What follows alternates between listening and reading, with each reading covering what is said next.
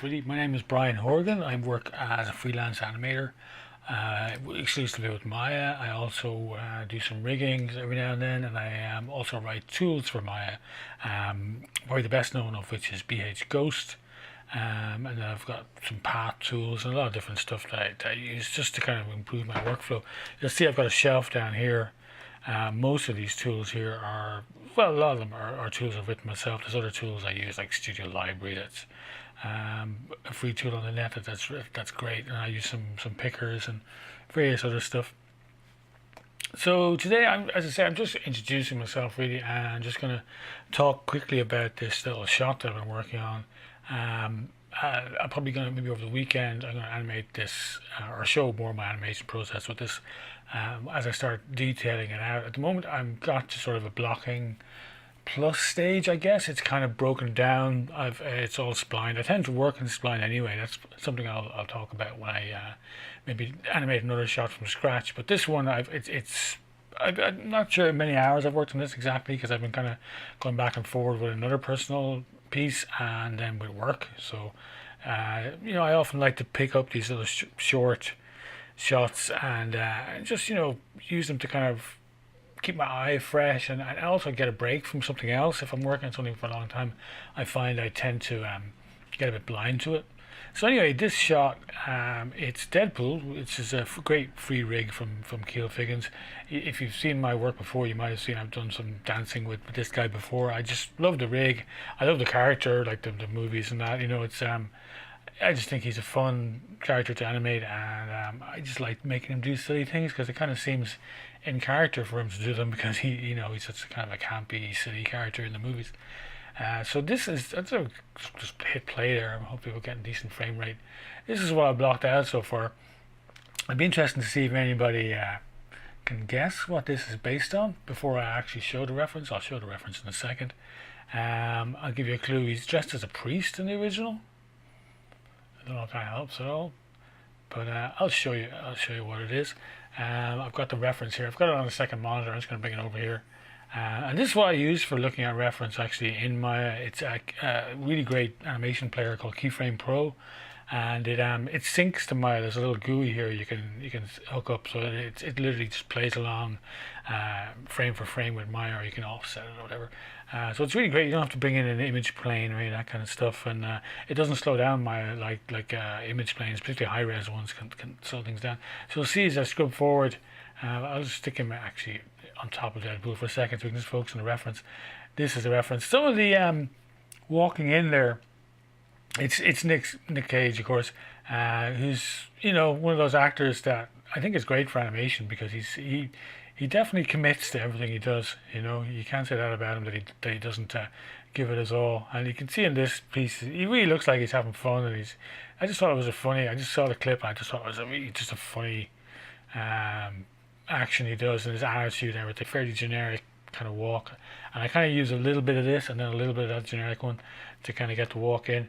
But obviously I didn't take the arms from that. The arms I took purely from his reference. I tried to match the poses pretty closely, but I tried to also push them a little bit, so they're a bit more exaggerated. And I tried to, originally when I blocked it out, I actually just kept the camera just floating. I didn't really use the camera from this at all. But after a while then, as I started kind of finessing it a little bit, I thought it'd be nice. I got a piece of reference off the internet of just so I can see. So I'm trying to get that sense of the head kind of really thrusting through there and kind of staying stable. I've actually got the head in this rig. You can set the head. I think it's by default actually. Maybe it's in one of the other settings. Maybe like this setting. Yeah, there it is, head, world, local. I tend to use world most of the time, unless he's doing some crazy acrobatic stuff and I need it to follow the chest pretty closely. The way I have it here, I won't set a key, but if I rotate the chest, his head stays where it is. And I find that kind of suits the way I like to work. The same thing with the arms as well. In fact, the arms are in FK for this because I just want to get a nice swing. I actually switched them to IK for this little bit. There's actually a blend there to IK, which I'm going to eventually polish out, but to keep his hands planted on his legs for that bit, I went to IK, and then I go back to FK here so you can see him slipping off. So the transitions in and out of IK and FK need to be polished yet. but I like to just kind of go in and do that kind of roughly first. I actually constrained, I think, his IK hand controls to his legs, to the bones in the rig, just so I could kind of have them just stick right there where I wanted them. I'm not doing anything else with the IK hands, so it was just handy enough just to constrain them. So this is kind of some of the stuff I kind of tried to figure out fairly early on. But I just love the attitude coming through his arms there, and I tried to push it a little bit more. I haven't done too much on the fingers yet. I need to go back and do another pass on those, I think. Actually, I'm looking at something there that I'm going to have to put in. Just looking at this twist on the wrist. See how it kind of swings forward. So maybe I'll put a key there. I thought I wasn't going to animate, but you know, when you start looking at this stuff, I'm pushing it way further than the reference. I noticed there. But yeah, this gives a bit more snap. There you go. So that's the kind of thing I just keep, doing successive passes of looking at the reference. And I started off with like the big controls, like this yellow control at his oh, not that one, sorry, this one. This is his overall body control. I spent most of the initial blocking working with that on his feet. Then I kind of work up through his chest. I kind of work a little bit layered, not totally layered, but I kind of work with just a few controls to begin with, and then I start fleshing it out. I work more with the shoulders and the smaller controls like the hips. I spend a good bit of time offsetting the hips so they're kind of planting the weight there. Again, that's not very obvious in the reference, but in the video reference I used of an actual naturalistic walk, you can see that much better. And I kind of pushed it a little bit more so you kind of see it coming down there. You see the weight transfer. I could even maybe lag that a little bit like that, and then have it coming up. Something like that, maybe. And the next stage I'll do after I kind of get everything kind of where I'm fairly happy with the body is I'll start detailing out things like his weapons. His weapon geometry and his accessories. Oh, I might get a crash. No, I didn't. That stuff and his accessories. I actually have the controls hidden for those as well. Oh, I have another layer here called gear. I tend to do that with rigs a lot. Like, actually, that's another thing I should mention is I make layers for stuff and hide stuff that I don't need initially. Like all of these extra controllers. If I just hide the polygons themselves, that's a lot of I hide the body geo as well, hide the weapons. If you look at that, that's kind of hard to pick things, with all that stuff in the way. So I tend to kind of make layers for loads of different stuff and hide. Sometimes the rig will allow you to do it, but see how much cleaner that is. I'm just looking at just the basic controls. And then once I've got that done, then I start bringing these things back. So that'll be the next pass I'll do with this. Where is he gone? Body geo. Will be to kind of go through and start bringing some of those accessories in, and just literally going through and animating this stuff to show jiggling and overreacting to his movement as it, and that really gives it that extra little bit of life and a little bit overlap and weight.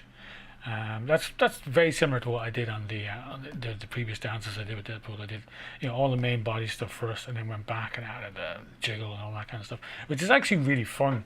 I remember I used to find it really difficult when I started off animating, trying to get that stuff to look right, and I still struggle with it sometimes, to be quite honest. But I just find there's something really fun about it because you're kind of looking at where things are coming from, where things are going. It's really like animation, it's just pure animation. It's just seeing where the weight is, seeing where the overlap should be.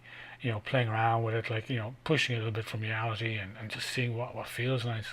One thing I'm really enjoying recently is I built a new computer there in November, and I've only got a good chance to use it in the last month or two. Well, it's only been a month or two since November, but it's only really in my own kind of personal work that I really got to use it. On the job I was working on at the time, it was just simpler to stay with my current computer, just in case, because I hadn't used Windows 10 before. But this new machine is working really well. I'm actually able to stream. I hope the streaming is going pretty cleanly, but I'm also able to play back rigs super quick and get. I'm barely doing play blasts now with this kind of stuff, which really makes quite a difference actually. Just to be able to get a good playback and see how things look without having to play blast all the time is great. So I think I'm going to leave it for there today. I know I haven't really done much animation, right? But it's just the purpose of this video was just to kind of introduce myself, just test out this setting my setup, that I'm recording properly, and my microphone is working. Hopefully that's all going okay, and just to kind of give a broad look at what I'm doing, and then hopefully over the weekend or early next week I'll come back to this and I'll do some animation in real time and chat about it as I go along.